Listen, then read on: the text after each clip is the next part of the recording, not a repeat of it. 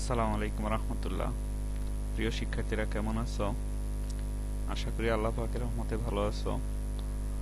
আমরা ধারাবাহিকভাবে নগদান বই আলোচনা করছিলাম। এর আগে আমরা নগদান বই 1 ঘোড়া, 2 ঘোড়া এবং 3 ঘোড়া নগদান বই কিভাবে প্রস্তুত করতে হয় সেগুলো তোমাদেরকে দেখিয়েছিলাম।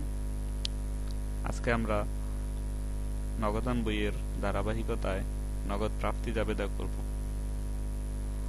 নগদ প্রাপ্তি অর্থাৎ নগদে টাকা আসলে আমরা যে জাবেদা বইটাতে লিপিবদ্ধ করব সেটাই হলো নগদ প্রাপ্তি জাবেদা। আমাদের যে ব্যবসা, সেই ব্যবসায়ের সকল লেনদেনের ফলে ব্যবসায় নগদ টাকা আসবে। কখনো কখনো টাকা নগদে আসে, কখনো চেকে আসে।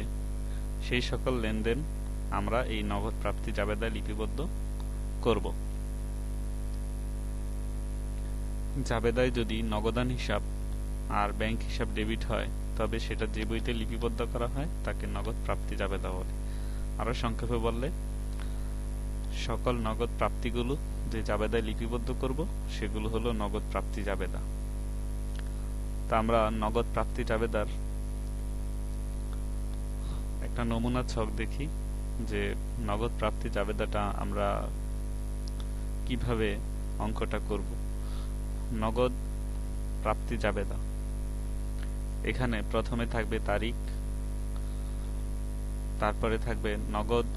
তোমরা জানো নগদ হিসাবের স্বাভাবিক জার হলো ডেবিট, এবং নগদান হিসাব যদি ডেবিট হয় তাহলে অপর পক্ষটা হবে ক্রেডিট। তো সেই অপর পক্ষগুলো সেগুলো হলো ক্রেডিট হিসাব খাত। যে সকল খাত থেকে টাকা এসেছে সেই হিসাব খাতগুলো, ক্রেডিট হিসাব খাতগুলো আমরা এই কলামে লিখব। এখানে একটা সূত্রের ঘর, এটা তেমন একটা ব্যবহার হয় না। তারপরে আমরা লিখলাম যে নগদ ডেবিট। হ্যাঁ, এই কলামে আমরা যেটা করব সেটা হলো যত টাকা নগদ পাওয়া যাবে সেই টাকাটা আমরা এই নগদের কলামে লিপিবদ্ধ করব। এখন সেটা নগদে হতে পারে, চেকে হতে পারে। আমরা জানি চেকে টাকা পাওয়া গেলে সেটা নগদ টাকারই শামিল, সেটাও আমরা নগদান এই নগদ কলামে টাকাগুলো লিখব। আর প্রদত্ত বার্তা অর্থাৎ দেনাদারের কাছ থেকে, ধরো আমার একজন দেনাদার রয়েছে, তার কাছ থেকে আমি 25,000 টাকা পেতাম, কিন্তু তাকে আমি 25,000 টাকার পরিবর্তে বলেছি যে তুমি 24,000 টাকা আমাকে দাও। তাহলে আমার এই দেনাদারকে আমি যে পরিমাণ টাকা ছাড় দিয়েছি, 1,000 টাকা পেতাম তার কাছ থেকে 25,000 টাকা, কিন্তু তাকে আমি 1,000 টাকা ছাড় দিয়েছি যে তুমি আমাকে 24,000 টাকা দাও। এই যে 1,000 টাকা যে তাকে আমি ছাড় দিয়েছি, এটাই হলো প্রদত্ত বার্তা। এটা ডেবিট দিকে হবে। প্রদত্ত বার্তা টাকাটা আমরা এই কলামে লিখব। তারপর বিক্রয় ক্রেডিট, তোমরা জানো যে বিক্রয় করলে টাকা আসে। বিক্রয়, এটা হলো আয় হিসাব, আয় বৃদ্ধি পেলে ক্রেডিট হয়। তো নগদে পণ্য বিক্রয় হলে আমরা এই কলামটাতে লিখব বিক্রয়ের টাকাটা। তারপর দেনাদার ক্রেডিট, দেনাদার হতে যত টাকা পাওনা আদায় এবং বার্তা প্রদান হয়েছে দুইটার সমষ্টি আমরা এই কলামটাতে লিখব। অর্থাৎ দেনাদার হতে আমরা যে টাকাটা আদায় করেছি এবং বার্তা প্রদান করেছি, দুইটা একসাথে যোগ দিয়ে আমরা এই কলামে লিখব। এছাড়া আরেকটা হিসাব ক্রেডিট, আমরা দেখতে পাই যে সবচেয়ে বেশি নগদ প্রাপ্তি ঘটে বিক্রয় হিসাব থেকে এবং দেনাদারের হিসাবের কাছ থেকে। তাই আমরা এই দুইটাকে আলাদা করে হিসাব কলাম লিখলাম। এছাড়াও অন্যান্য হিসাব থেকেও টাকা আসে, তো সেগুলো আমরা এই কলামে লিখব। নগদে, আমরা জানি নগদে পণ্য বিক্রয় এবং দেনাদার হতে টাকা প্রাপ্তি ব্যতীত অন্যান্য খাত থেকে যদি টাকা প্রাপ্তি হয় বা আসে, সেগুলো আমরা অন্যান্য হিসাবে বসিয়ে ফেলব। তো এই নগদ প্রাপ্তি জাবেদা তৈরির ক্ষেত্রে আমাদের মনে রাখতে হবে যে নগদ প্রাপ্তি জাবেদায় কখনো প্রারম্ভিক হাতে নগদ বা ব্যাংক ব্যালেন্স এখানে আসবে না। কোনো প্রকার ধারে বা অনগদ লেনদেন মানে বাকিতে লেনদেন এই নগদ প্রাপ্তি জাবেদায় আসবে না। কন্ট্রা এন্ট্রি বা বিপরীত দাখিলা নগদ প্রাপ্তিতে আসবে না। কন্ট্রা এন্ট্রি কি?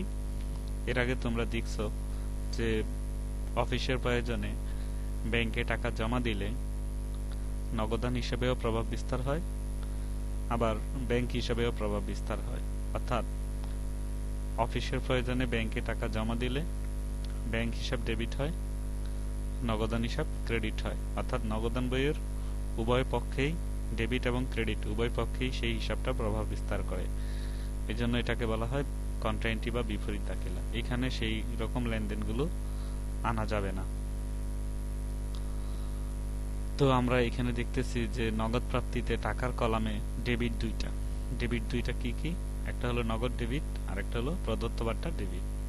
আর ক্রেডিটে থাকবে তিনটা, একটা হলো বিক্রয় ক্রেডিট, দেনাদার ক্রেডিট, আর অন্যান্য হিসাব ক্রেডিট হবে।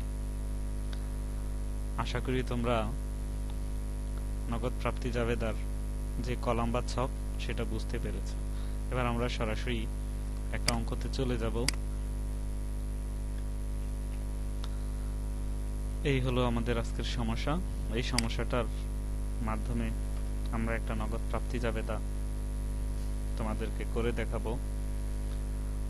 আর এই নগদ প্রাপ্তি জাবেদাটা কার? Shahjahan and co. তাহলে আমরা এতটুকু অংশ এখানে বসিয়ে দিব।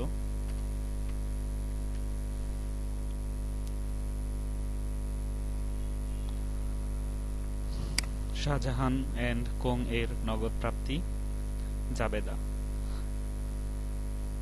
মে মাসের 3 তারিখে নগদ বিক্রয় 10,000 টাকা, নগদ বিক্রয় 10,000 টাকা, নগদান হিসাব ডেবিট, বিক্রয় হিসাব ক্রেডিট। দেখো, নগদান হিসাব ডেবিট, বিক্রয় হিসাব ক্রেডিট। মে মাসের 5 তারিখ শফিক ট্রেডার্সের নিকট হতে প্রাপ্তি 3,000 টাকা। তাহলে জাবেদা করো। জাবেদা করলেই তুমি বুঝতে পারবে শফিক ট্রেডার্সের নিকট হতে প্রাপ্তি 3,000 টাকা।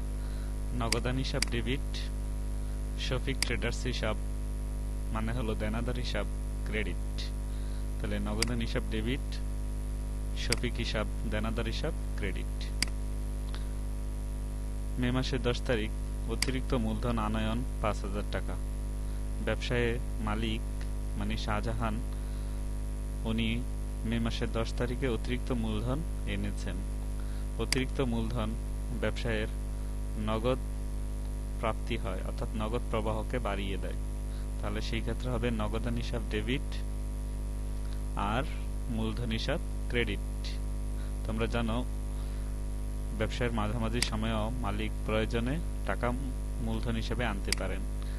তাহলে নগদান হিসাব ডেবিট, মূলধন হিসাব ক্রেডিট। এখন তোমরা বলবে যে স্যার, ক্রেডিট হিসাবের মধ্যে তো একটা বিক্রয়, একটা দেনাদার, আর একটা অন্যান্য।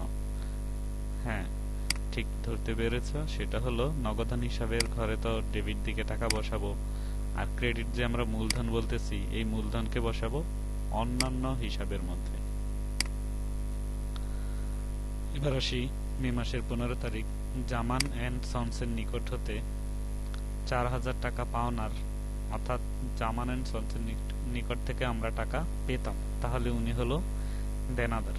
টাকা পেতাম 4,000 টাকা, কিন্তু উনার সাথে একটা নিষ্পত্তি হয়েছে যে তিনি আমাদেরকে 3,800 টাকা দেবেন, এবং আমরা 3,800 টাকা উনার কাছ থেকে পেয়েছি। যেহেতু উনার কাছ থেকে 3,800 টাকা পেয়েছি এবং এখানে 4,000 টাকা থেকে 3,800 টাকা বিয়োগ দিলে 200 টাকার একটা ছাড় দেখতে পাওয়া যায়। সেই টাকাটা হলো বাট্টা, প্রদত্ত বাট্টা। তাহলে উনার কাছ থেকে পেয়েছি কত টাকা? উনার কাছ থেকে পেয়েছি 3,800 টাকা নগদে। তাহলে নগদান হিসাব ডেবিট, দেনাদার হিসাব ক্রেডিট। এখন দেনাদার হিসাবে যখন টাকাটা লিখব তখন বাট্টার টাকাটা যোগ দিয়েই লিখব, অর্থাৎ বাট্টার টাকা 200, হ্যাঁ, অর্থাৎ জামানেন সনসের নিকট পুরো 4000 টাকা ডেবিট দেনাদার হিসাবের মধ্যেই আমরা টাকাটা লিপিবদ্ধ করব। আর পুরো 4000 টাকাটা যেহেতু দেনাদার হিসাবে লিখব, সেহেতু আমরা নগদে লিখব 3800 টাকা আর 200 টাকা লিখব বাট্টার ঘরে। মে মাসের 20 তারিখ পুরাতন আসবাবপত্র বিক্রয়।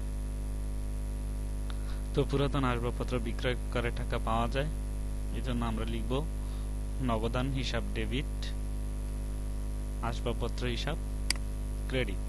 এখন আসবাবপত্রের জন্য তো কোনো ঘর নাই, যেই হিসাবের জন্য কোনো ঘর থাকবে না সেগুলো আমরা অন্যান্য হিসাবে ক্রেডিট করব। আশা করি তোমরা প্রশ্নটা বুঝতে পেরেছ। এবার আমরা অঙ্কটা শুরু করি। 2017 মে মাসের 3 তারিখ নগদ বিক্রয়। তো নগদ যেই বিক্রয় হলো, সেই নগদ বিক্রয়ের জাবেদাটা লিপিবদ্ধ করলে আমরা বুঝতে পারবো টাকাটা কোন কোন ঘরে যাবে। নগদান হিসাব ডেবিট আর বিক্রয় হিসাব ক্রেডিট। তাহলে নগদান হিসাব ডেবিট টাকা 10,000, আর কি বিক্রয় হিসাব ক্রেডিট। তাহলে বিক্রয় হিসাবের ঘরেও টাকাটা চলে যাবে 10,000। এখানে যেহেতু নগদান হিসাবের ঘরও রয়েছে, বিক্রয় হিসাব ক্রেডিটের ঘরও রয়েছে, ক্রেডিট হিসাব খাতের ঘরও রয়েছে, আমাদের এখানে আর কিছু লিখতে হবে না, আমরা শুধু এখানে একটা দাগ দিয়ে দিব। যেহেতু আমাদের নগদান হিসাবের ঘর রয়েছে, অর্থাৎ এটা নিয়ে কথা না, কথা হলো ক্রেডিট হিসাব খাতের ঘর রয়েছে, আর ক্রেডিট হিসাব খাতের ঘর রয়েছে, সেই ক্ষেত্রে আমাদের আর এখানে কিছু লিখতে হবে না। ক্রেডিট হিসাব খাতটা যেহেতু বাস্তবে রয়েছে, এই জন্য আর আমাদের এখানে কিছু লিখতে হবে না। ওকে, এরপর আমরা চলে যাই মে মাসের 5 তারিখ। মে মাসের 5 তারিখ বলছে শফিক ট্রেডার্সের নিকট হতে প্রাপ্তি।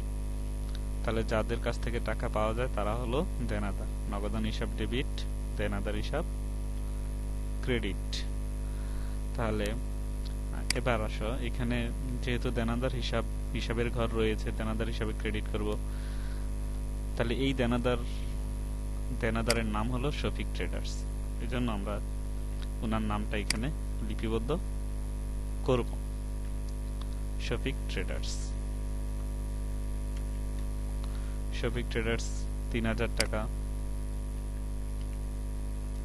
ডেবিট। আর উনি যেহেতু শফিক ট্রেডার্স, ওনার কাছ থেকে যেহেতু টাকা প্রাপ্তি হলো, উনি হলেন দেনাদার, তাই ওনার ঘরে 3000 টাকা বসবে। তারপর চলে যাই মে মাসের 10 তারিখ অতিরিক্ত মূলধন আনয়ন 5000 টাকা। নগদান হিসাব ডেবিট, মূলধন হিসাব ক্রেডিট। তাহলে তারিখ হলো 10 তারিখ, মে মাসের 10 তারিখ। ক্রেডিট হিসাব খাতের নাম কি? যেহেতু ক্রেডিট হিসাব খাতের আলাদা করে কোনো ঘর নাই, ক্রেডিট হিসাব খাতের নামটা কিন্তু লিপিবদ্ধ করতে হবে মূলধন হিসাবে। কি হিসাবে? মূলধন। তাহলে নগদান হিসাব ডেবিট, 5000 টাকা, আর মূলধন হিসাব ক্রেডিট। এখন ক্রেডিট হিসাবের দিকে চোখ দিয়ে দেখতে যায়, দেখি যে এখানে মূলধন নামে কোনো ঘর নাই। যেহেতু মূলধনের নামে কোনো ঘর নাই, সেহেতু এটা অন্যান্য হিসাবের মধ্যে গিয়ে বসে যাবে।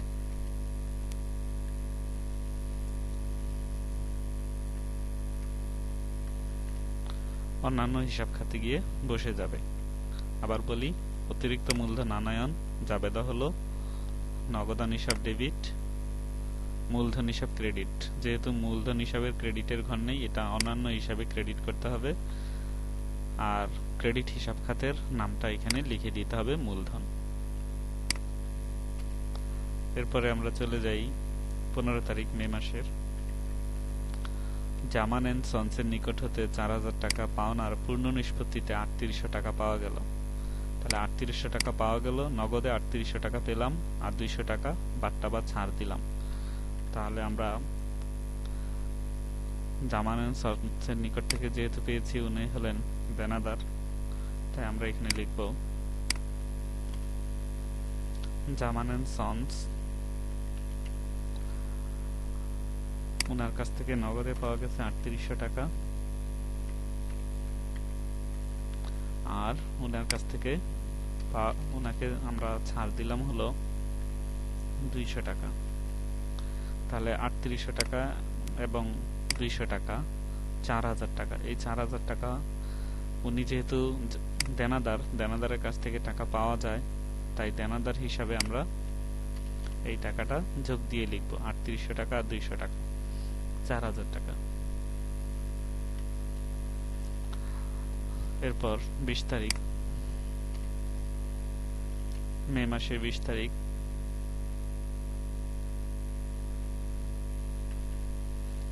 পুরাতন আসবাবপত্র বিক্রয় 1000 টাকা। পুরাতন আসবাবপত্র বিক্রয় করে 1000 টাকা পেয়েছি। তাহলে কি হবে? নগদান হিসাব 1000 টাকা, নগদান হিসাব ডেবিট, আর আসবাবপত্র হিসাব ক্রেডিট। যেহেতু ক্রেডিট দিকে আসবাবপত্রের কোনো ঘর নাই, একটা আছে বিক্রয়ের ঘর, একটা আছে দেনাদারের ঘর, তাহলে আমরা আসবাবপত্রটাকে এই ঘরে টাকাটা লিখব।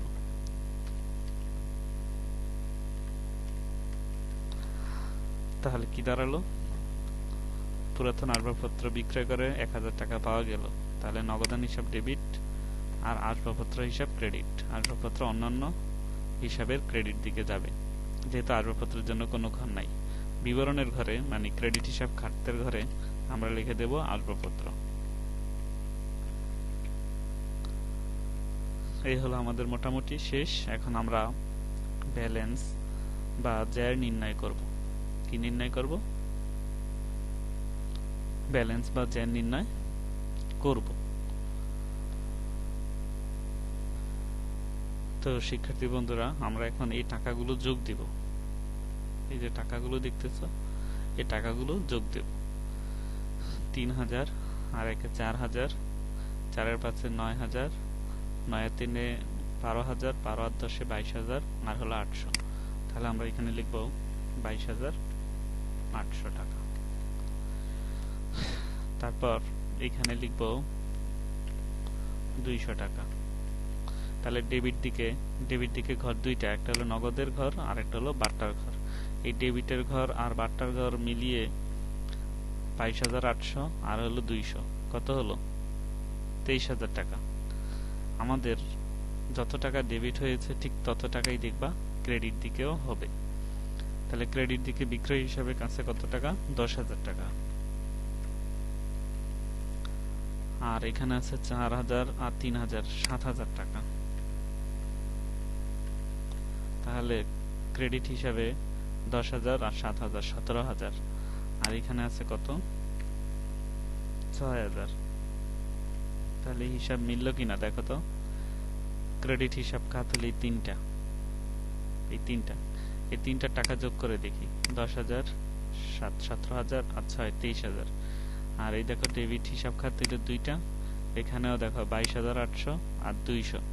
তাহলে মিলে কত হলো? 23000। এই সবগুলো আমরা কি করে দেব? এগুলো আমরা নিচে দিয়ে ব্যালেন্স বা ব্যয় নির্ণয় করে দেব, অর্থাৎ দুইটা দাগ দিয়ে দিব। তারপরে যেগুলো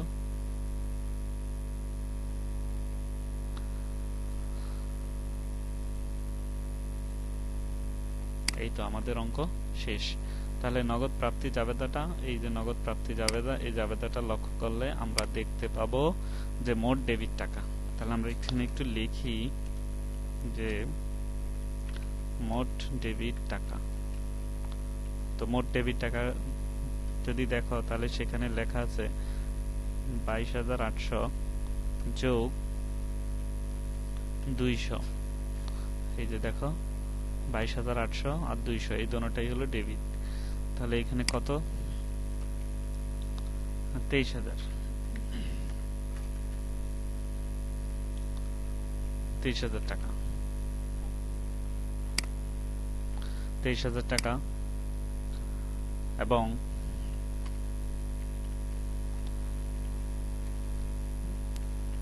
এবং মোট ক্রেডিট টাকা দেখো ক্রেডিট টাকা কত? 10,000, 7,000, 6,000। 10,000 যোগ 7,000 যোগ 6,000। এখানেও তুমি দেখতে পাবে 23,000। তাহলে কি দাঁড়াচ্ছে? মোট ডেবিট মোট ক্রেডিটের সমান হয়ে গেল। তাহলে আমাদের নগদ প্রাপ্তি জাবেদাটা মিলল, অর্থাৎ এটা সঠিক হইল। তো শিক্ষার্থী বন্ধুরা, এইভাবে তোমরা নিজেরা প্র্যাকটিস করবে। আজকের যে অঙ্কটা, সেই অঙ্কটা তোমরা তোমাদের নোট খাতায় তুলে নিবে এবং কোথাও না বুঝলে স্যারকে প্রশ্ন করবে। এবং ভিডিওটা তুমি বারবার যদি দেখো, তাহলে আশা করি তোমার আর সমস্যা থাকবে না। ভালো থাকবে সবাই এবং প্র্যাকটিসের সাথেই থাকবে। হিসাব বিজ্ঞান বিষয়টা টেকনিক, মুখস্থর সুযোগ নাই, কিন্তু প্র্যাকটিসের সুযোগ রয়েছে। যে যত বেশি প্র্যাকটিস করবে, তার বিষয়টা তত বেশি আয়ত্তে আসবে। এই বিষয়টা কিন্তু তোমরা খেয়াল রাখবে যে আমাদের এখানে অবশ্যই কি করতে হবে? প্র্যাকটিস করতে হবে। কারণ গণিত বিষয়টাই প্র্যাকটিসের বিষয়। প্র্যাকটিস করার মাধ্যমে একসময় তোমার বিষয়টা আয়ত্তে চলে আসবে। তো ভালো থাকবে সবাই। আল্লাহ হাফেজ।